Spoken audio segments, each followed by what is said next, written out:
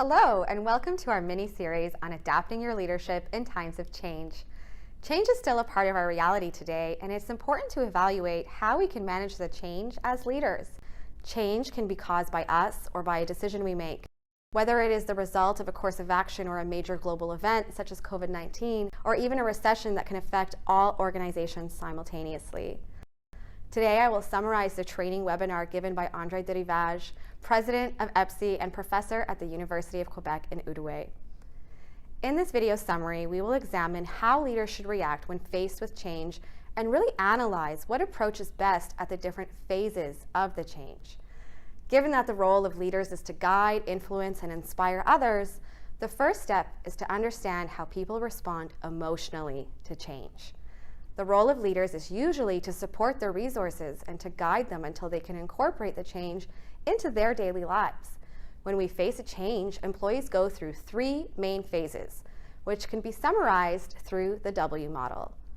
As we look at the W model, we see that the first stage is shock. When the change is announced, there is a surprise effect. The environment that used to be stable has become turbulent. Then there is a period when people become demobilized. In this period, people experience confusion. Afterwards, as we often see when we learn bad news, we pretend the situation doesn't exist.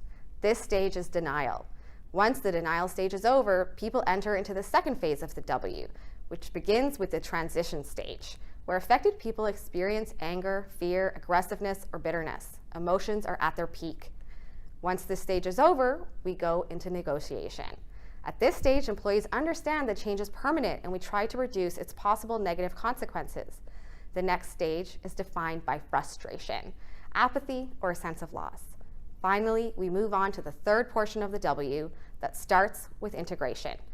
This is when we decide to give change a chance. This is a time we test, where we conduct trials. We then finally end up accepting the new reality and we slowly incorporate it into the way we do things. In the end, when change is successfully integrated, we become committed and the whole transition is perceived positively. We understand the new reality and the stable way of doing things. The W is a typical path that is followed by most people. However, the time required to go through the different steps can vary considerably. It can be done quickly or it can take weeks or months. And this is where good leaders will excel, because they will be able to influence people to embrace the change faster and to create employee engagement. Now, how can you do all of that? First of all, it's important to know that leadership can take many forms. This is a subtopic that I would like to delve into separately. So I would like to invite you to learn more about the multiple forms that leadership can take by clicking my next video link below. See you there.